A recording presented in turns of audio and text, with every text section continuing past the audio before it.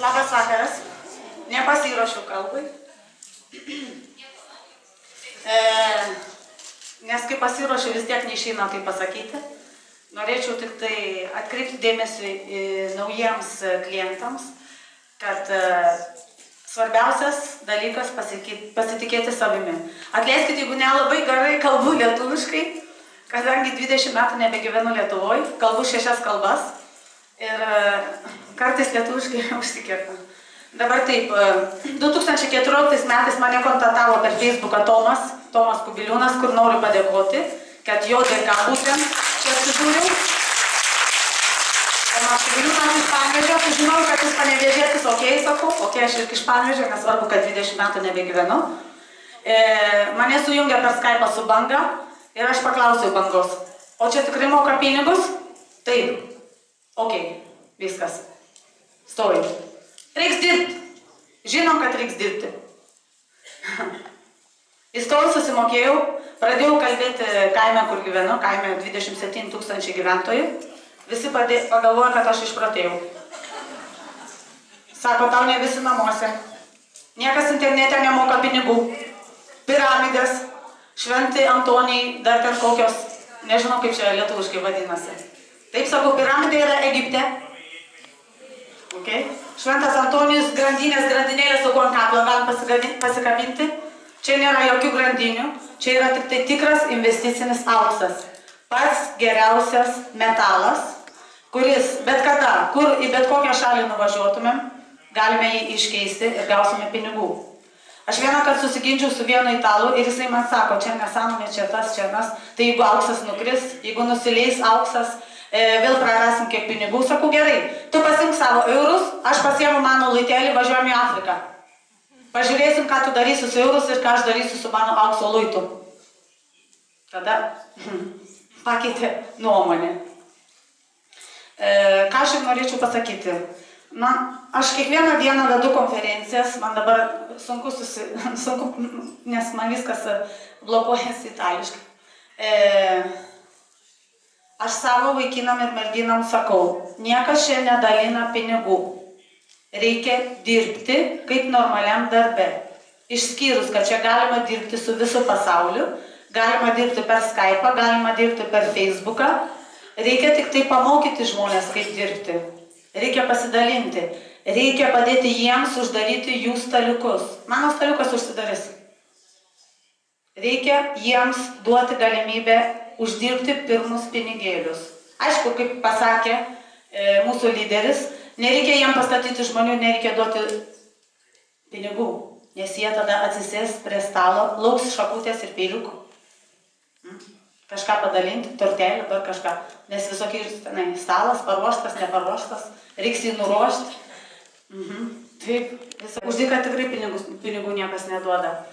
Kai aš pradėjau savo kelionę, 3 mėnesius smirdėjau stale, atleiskit. Nuvažiavau vieną į Minšeną, padalyvau konferencijoje, pamačiau šaunę lietuvių komandą, Zita, Angelina, Banga, Ala, su visais susipažinau, sako, ką tu čia vieną veiki? Sakau, tai kad nieko nėra su manim, aš viena. Stale niekas dar nesėdi, nenori niekas atsisėsti prie mano stalo. Nesvarbu, kiek laiko užimsim. Nesvarbu, kiek laiko užimsim uždaryti šitą stalą. Svarbu, kad mes kiekvieną dieną kažką padarytumėm. Kad kiekvieną dieną pažiūrėtumėm naują video. Kad kiekvieną dieną pažiūrėtumėm kokį filmuką motyvacinį. Kad kiekvieną dieną pakontaktuotumėm. Šiandien kontaktavau 10 žmonių. 10 pasakė ne. Blogai. Blogai kontaktavau. Kažką blogai sakiau. Jeigu aš sakau, įmes 5-40 gaudus 7 000, sako, tau ne visi namuose. Tada blogai pristačiau. Reikia kažkaip kitaip daryti. Dabar ačiū Dievui, kad yra smartas, su smartu yra šiek tiek lengviau, nes išstumam greitai tuos numyrėlius, kaip aš vadinu, susmirdėlius, išstumėm juos į apačią ir jie gauna iš karto tos 4,50, pradeda dirbti.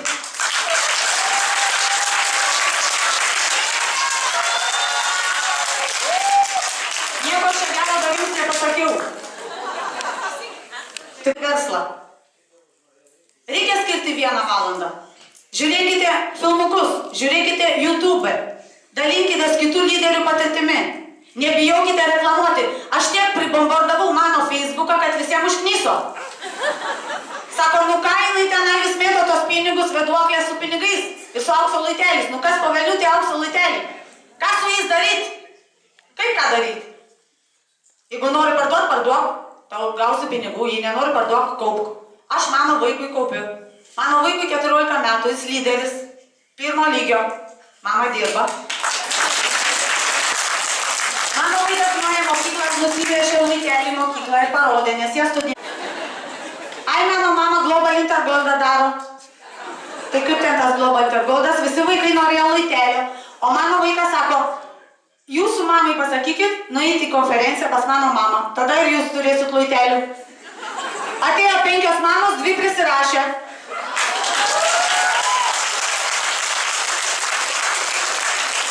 Kas manęs nepažįsta, aš visą laiką turiu italų restoraną, nes esu ištekėjusi už italo 17 metų. Turėjom 7 restoranus, dirbau kaip vergas, po 17 valandų dieną, po 7 dienas į savaitę. Nusibodo, užknyso, mokėti mokesčius ir nieko neturėti. Nes aš sumokėjau visiems, kas už man dirbo, sumokėjau valstybei Olandų, o man liko tik tai lazanija, kepsnys, paskui nebenorėjau nei valgyti. Pradėjau tik salošas graužti. Tada pasakiau mano vyrui, arba grįžtam į Sardiniją, arba aš išsiskiriu, tu lieki su restoranu. Metėm restoraną, grįžom į Sardiniją. Grįžom į Sardiniją, nėra darbo. Sardinijoje mums negerai. 700 eurų atlyginimas. Nėra darbo nei mano vyrui, nei mano šeimui ir taip toliau.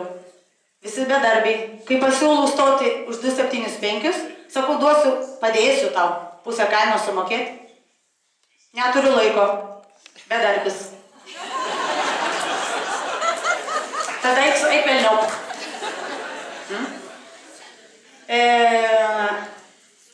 Aš pradėjau uždarinėti staliukus, nes dirbu, bet kai aš dirbu ne taip kaip restorane dirbdavau, aš padarau konferencijas, po 3-4 konferencijas į dieną, kur surenkama žmonių, mane kur iškviečia, dabar jau nebegaliu, reikia pasidalinti, tai prigaminau lyderių, kuriuos atsivežiau. Dabar ir jie dirba. Bet aš negaliu pasikartoti, tie lyderiai, jie dirba vienas vienam mieste, kitas kitam mieste, trečias trečiam mieste. Kaip aš jį atvežti 5. Kai atvedžiau 2, uždirbau, bus ir 3, bus ir 4 ir 5. Aš atvedžiau 20 žmonių mano šeimoje. Visus per prievartą prirašiau. Ir visus užkvalifikavau. Bet užtat duodu pinigų tada, kada aš noriu.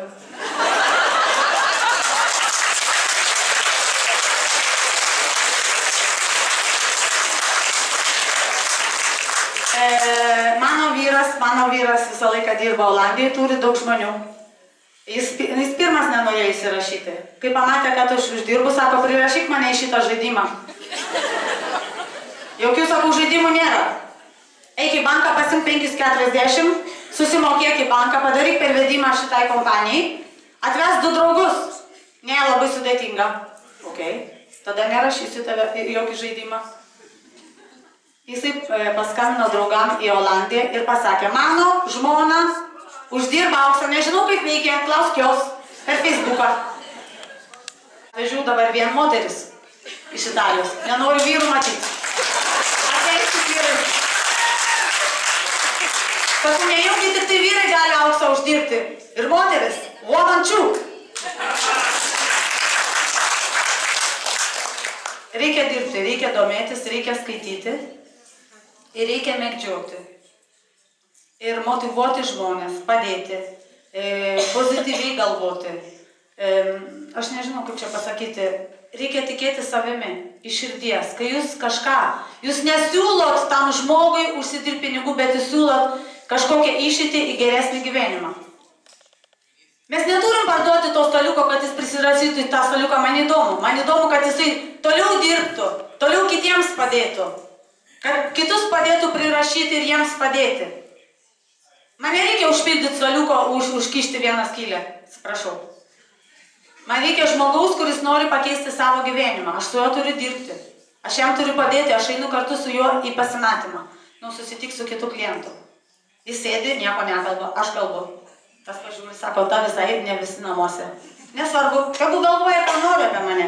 Vieną kartą pasakau, 2 kartus, 3 kartą pradeda galvoti. Vieno karto neužtenka. Tačiau neturit sakyti labai dažnai. Jeigu pradėsit įkyriai klausti, jie galvos, kad jūs kažką norit jam parduoti. O mes neturim nieko pardavinėti.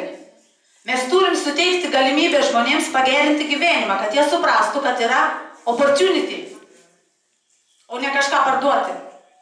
Ar suprantat, kad yra 2 skirtingi dalykai? Mes nepardavinėjom keptuvę ar matrasų.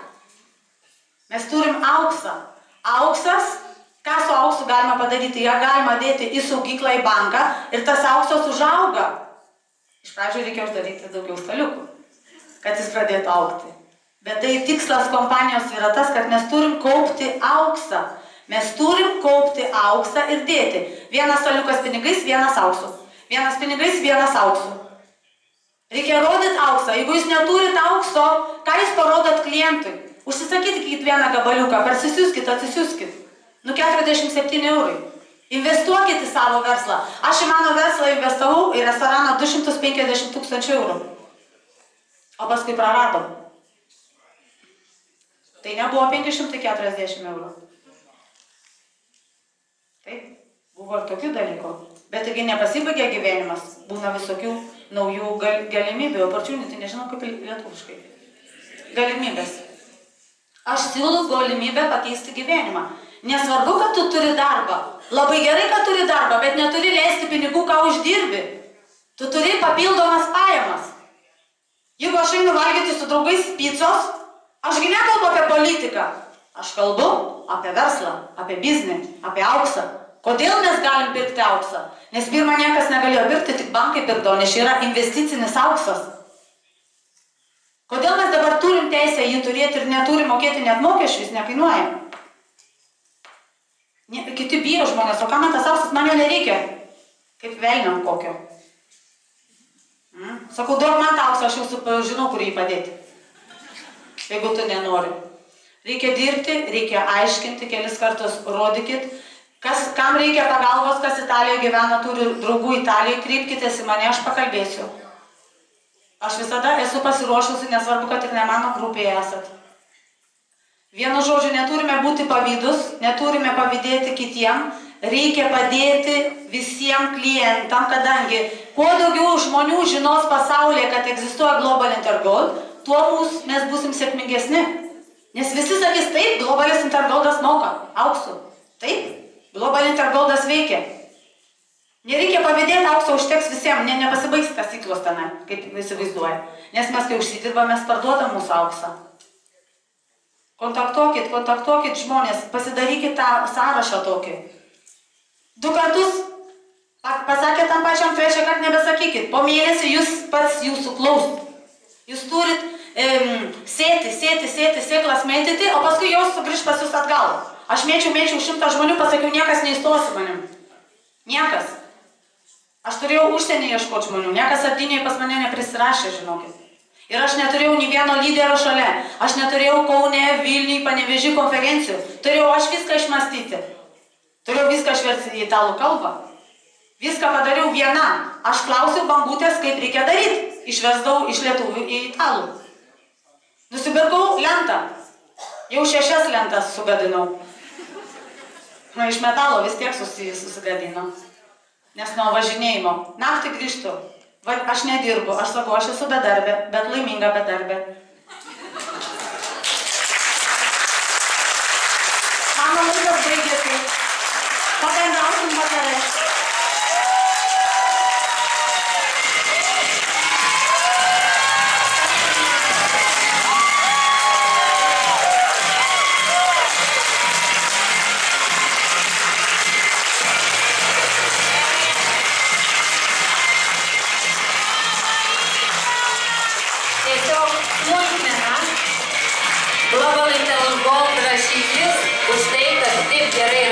ir taip gerai kalbi, tai reiškia, kad kuo toliau, tuo daugiau rašyk, duplikacijas, kaip ten tavo tiem italam reikia dirbti. Tu jiem vadovauk, kaip ir šiandien.